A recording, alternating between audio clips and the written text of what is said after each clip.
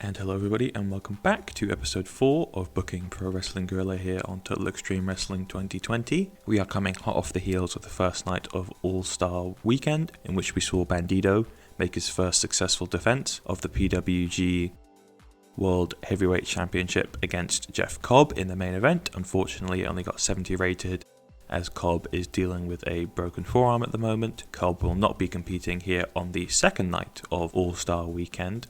However, we did see on last night's show Tony Deppen make a claim for the title, citing his 3-0 record, and I can confirm Deppen challenging Bandido for the title will headline the second night of All-Star Weekend tonight. So with that in mind, let's head to the booking screen and start running the show here. In our opening match, we have a 6-man tag team match pitting the Lucha Libre trio of Dragon Bane, El Hijo Canis Lupus, and Pagano against Jonathan Gresham, Kyle Fletcher and Mark Davis, but it was the American and Australian combination that was victorious in 15 minutes and 28 seconds when Jonathan Gresham submitted El Hijo de Canis Lupus with an octopus stretch. Interestingly, during the match, we also saw Chris Dickinson run in and attack Pagano while the referee was distracted. We saw Gresham, Fletcher and Davis employ some morally questionable tactics throughout the match in order to gain victory. Unfortunately, Canis Lupus was really off his game, which limited his performance to a 47. Dragon Bane with a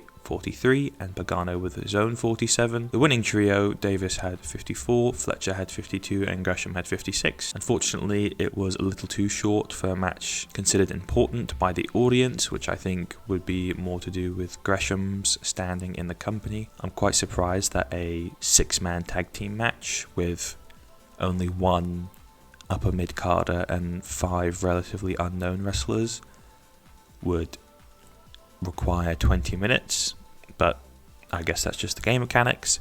On the positive side of things, Gresham looked good, the match got the crowd buzzing, and the show was off to a strong start.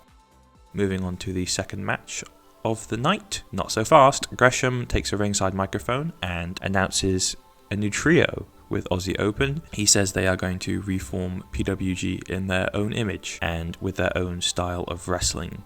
Then Aussie Open both take the microphones and announce themselves for DDT4 next month. That would be PWG's tag team tournament, and the tournament will take place for the vacant tag team championships, which are still vacant after Desmond Xavier and Zachary Wentz signed with NXT. Only a 33 rated for that segment. Unfortunately, Gresham isn't a master on the mic, and Aussie Open is still quite unknown in California, so I wasn't expecting anything super crazy for that segment. But moving on to the second match of the night. In a 62 rated match, Black Taurus and Laredo Kid defeat the Velocities in 14 minutes and 42 seconds after Laredo Kid pins Paris de Silva with Laredo 630. Once again, we are building up Black Taurus and Laredo Kid as a tag team, also rebuilding Laredo Kid's momentum after a couple of defeats to start 2021. Unfortunately, this comes at the expense of the Velocities, who are a great tag team. Laredo Kid with a 59, Black Taurus with a 54, Paris de Silva with a 60, which I believe would be his highest performance to date in PWG, and Jude London with a 57. This match also got the crowd hotter, so off to a quite a good start here, 62 rated, I'm happy with that. Then on to the third match of the night. Ray Hurus defeats Blake Christian in 14 minutes 58 seconds by pinfall with a Super Hurricane Rana. Ray Hurus with a 54, Blake Christian with a 53, 58 rated match. Unfortunately, 2021 hasn't got off to the way that Blake Christian would have been hoping for, with quite a few losses now, whereas Ray Hurus has had a more successful start. We are now going to pull the trigger on his gimmick change that we've been talking about for a while, and the new gimmick, the Luchador gimmick, has been rated great. So this is pretty encouraging, and hopefully that will lead to a uptick in his performances. I do believe he's better than a 54, but if we look at the dirt sheet here, we can see that he's been getting consistently marked down for his awful gimmick. So hopefully in his next match we'll see a noticeable improvement from 54, which has been round about where he's been performing throughout 2021. Then on to the next match. Jacob Fatu defeats Jordan Oliver in 20 minutes and 3 seconds by pinfall with a Samoan drop, 64 rated, Fatu with a 61 and Oliver with a 53. This is a match that recently happened in Major League Wrestling. Fatu defended the title against Jordan Oliver. I won't spoil the result in case you haven't seen it, but these are two new signings that I've made to PWG this year, and I'm very happy to have them both. Very happy with the result of this match, getting a 64, and Fatu's undefeated streak continues.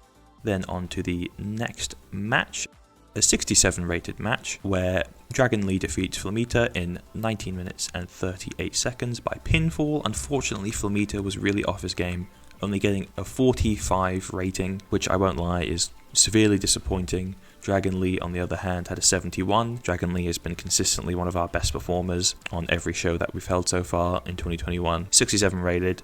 Given how poorly Flamita performed, I think a 67 is more than fair. Then on to our next bout. Shotaro Ashino debuts in PWG and gets a shocking victory over Brody King in 20 minutes and 7 seconds by submission with an ankle hold. 64 rated match. Ashino with a 57, Brody King with a 59. Ashino is a talent which I'm ecstatic to bring to PWG. One of my absolute favourite wrestlers in the world. I would really put him in the top 5, give or take. This is a match that I envision being very similar to Ashino's Triple Crown Heavyweight Championship match against Suwama earlier this year in January, in which we see Ashino really attack the legs of Brody King, trying to set up for that ankle hold, whereas Brody King is trying to create separation with huge powerhouse offense. Of course, in real life, Suwama ended up defeating Ashino, but here in the game, Ashino is victorious in his PWG debut. It's been a tough, not necessarily a tough, but it hasn't been the start to the year that I think Brody King would have been hoping for. He lost to the debuting Jacob Fatu at Mystery Vortex. He was able to get back on track with 2 wins against Masato Tanaka and Caveman Ugg, but then another blip on the radar, another bump in the road here with a defeat to Ashino, so it'll be worth keeping an eye on what Brody King gets up to. Of course, we have DDT 4 coming up next month, the tournament for the vacant tag titles. Could Brody King find himself a partner and enter the tournament? That remains to be seen, but I'm so pleased to see Ashino get a 57 in his debut. I believe he had 9 popularity in the Southwest region before this match. I'm hoping that not only the rating from this match, but also defeating Brody King will give him a big boost. And to see him get a 57 with only 9 popularity is so encouraging. I hope I will be able to bring him back again at some point in 2021, so that isn't just a one-off appearance. But then next, it's our main event. It's Bandido attempting his second defense of the PWG World Heavyweight Championship against Tony Deppen. Of course, we know Deppen is 3-0 in singles competition to start 2021. He made the challenge to Bandido after his win, Deppen's win that is, on the first night of All-Star Weekend last night. Also on that show, Bandido made his first defense of the title against an injured Jeff Cobb. That match against Cobb got a 70 rated. We'll see if a healthy Deppen can outperform that match, and it is 68 rated. Bandido defeats Tony Deppen in 19 minutes and 53 seconds by pinfall with a Revolution Fly. Bandido makes his second defense of the PWG World Heavyweight Championship. Unfortunately, there were times where a lack of psychology was on display, which limited its rating. Bandido only had a 70, which is quite interesting. I feel that's a little bit down from where he's been performing throughout the series. Deppen with a 56, I'm content with. I had a little bit higher hopes for this match. I would have liked to see it past the 70 mark, given that Bandido versus Cobb last night managed to hit that despite Cobb's injury.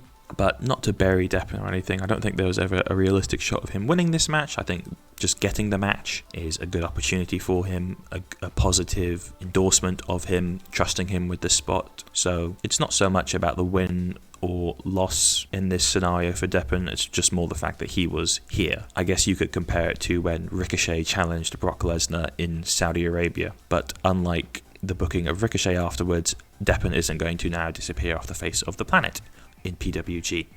So to wrap up the show, we get a 60, increased our popularity in one region, obviously being California. As for our speech, I will praise Jonathan Gresham for his good performance in the opening match. I'm going to praise Ray Horus now that he's got a better gimmick, so hopefully he can start performing better in the future. And I'm also going to give kudos to Paris De Silva for his 60 rated. I was very impressed with that rating in particular, and I hope that he continues to perform in the 60s or above moving forward. So making our speech, Gresham was happy. Rey Horus seemed pleased, and Paris De Silva seemed pleased as well. So that wraps up All-Star Weekend. I'm quite content with how it went. We had a couple of notable occurrences, such as Bandido making back-to-back defenses of the PWG World Heavyweight Championship against an injured Jeff Cobb and then Tony Deppen. We had a number of one-off appearances with the likes of Ricky Marvin, El Lindemann, T-Hawk and Shotaro Ashino, all four of which I think I would like to bring back in the future, given the right circumstances arise. Of course, we also have DDT4 coming up next month to crown the next PWG Tag Team Champions. So if we look at the feedback from the show, it says that feedback has been that the show was awesome. So that's very encouraging to see. We can quickly take a look at Shotaro Ashino and see how much his popularity has increased in the Southwest. So it's up to 12. I was mistaken then. It wasn't at 9, it was at 6.